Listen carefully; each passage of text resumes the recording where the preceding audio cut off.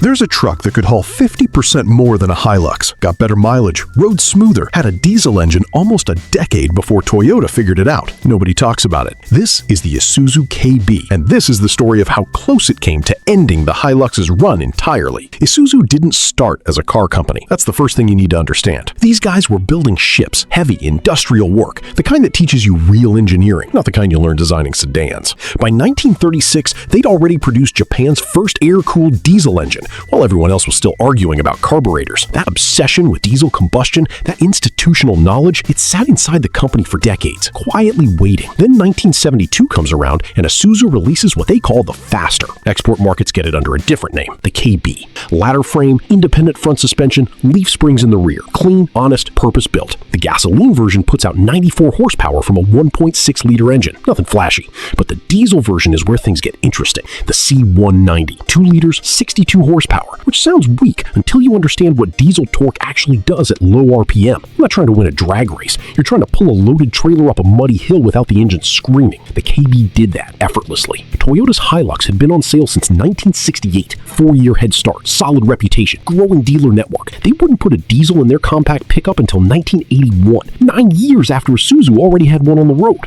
In 1971, before the KB even launched, General Motors wrote a check for $56 million and bought a 34% stake in Isuzu. That's close to $500 million in today's money.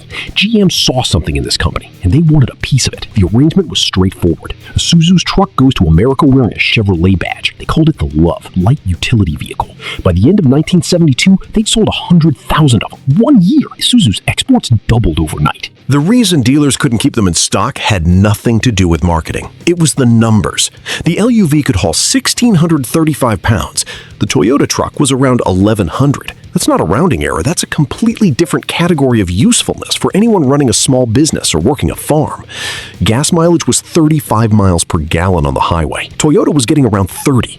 And this is 1973 we're talking about, right in the middle of the oil crisis. Lines around the block at gas stations. 5 miles per gallon wasn't a footnote. It was the difference between staying in business and not. Contractors bought them. Landscapers bought them. Guys who needed a real truck but couldn't justify feeding a big V8, they bought them. For a stretch in the mid-70s, the KB in its Chevrolet outfit was moving more units in America than the Hilux. Toyota, for the first time, was playing defense. By the end of the decade, the market had shifted. People wanted four-wheel drive, off-road capability. Toyota launched their 4WD Hilux in 1979. Solid front axle, leaf springs everywhere, built like a tank. And it drove like one, too. On pavement, the thing was brutal. Every imperfection in the road went straight through the frame and into your spine. But it was indestructible off-road, and that reputation started building. Isuzu's answer in 1980 was more sophisticated. They kept an independent front suspension on their 4WD model, something Toyota had dropped to simplify the off-road setup. What that meant in practice was a truck that could handle rough terrain but didn't punish you on the drive back to the highway. Car and driver put them head-to-head. The results were pretty clear. The Isuzu came in 270 pounds lighter. It had an 1.5 inches more ground clearance despite looking smaller.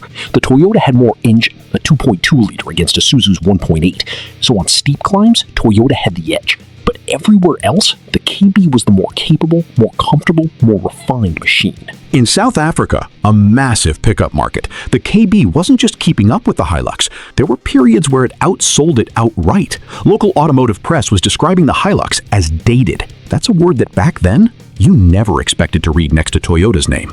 So the obvious question, better payload, better diesel, better ride quality, cheaper to run, winning in some of the most important markets in the world. Why didn't it take over? 3 things happened. None of them had anything to do with how the truck was engineered. The GM relationship turned into a trap. By 1982, GM had spent a decade selling the LUV, watching how customers used it, understanding what the American market wanted in a compact truck. Then they took all of that and built the Chevrolet S10. Their own truck, designed in-house, carrying their own name. They stopped importing the KB.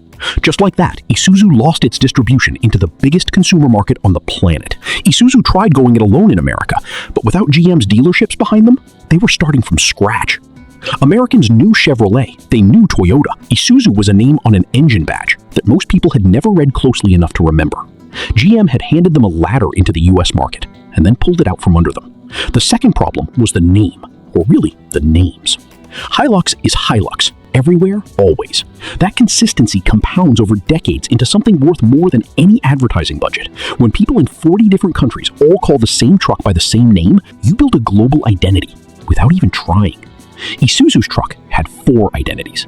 Chevrolet LUV in North America, Bedford KB in parts of Africa, Holden Rodeo in Australia, Isuzu P-Up in others.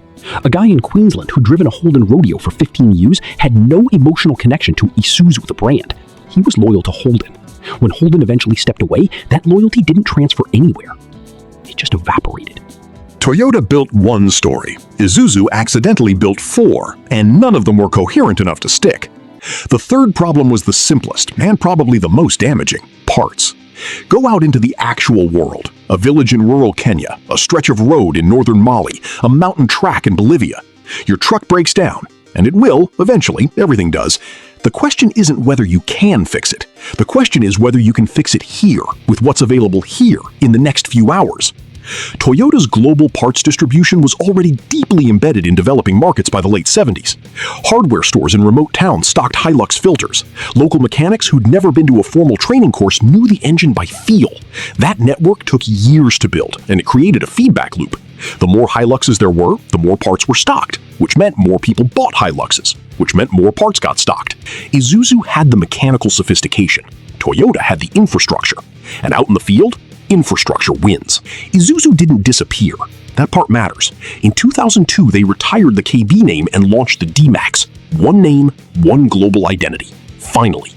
Everything that the KB was supposed to be from the beginning, now coherently packaged under a single brand. The numbers today tell the same story they told in 1972. The D-Max hauls more than the Hilux, up to 1,205 kilograms against Toyota's 1,105. Fuel efficiency under load still favors Isuzu. Fleet buyers who actually run the math on cost per kilometer know which truck makes more financial sense. But here's the thing about the Hilux that no spec sheet can compete with.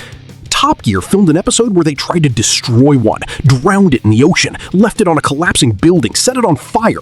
The truck kept running. That segment got watched by tens of millions of people and is still being referenced today. Toyota didn't pay for that. Nobody planned it. It just happened. And it permanently embedded the Hilux into the cultural imagination as something close to mythological. The Isuzu KB was never in the wrong place with the right people at the right moment. No film crew, no legendary test, just decades of quietly being excellent in markets that don't generate many headlines.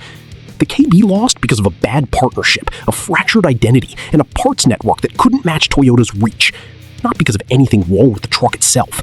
The people who've owned one and the ones driving D-Maxes today tend to have a certain confidence about their choice.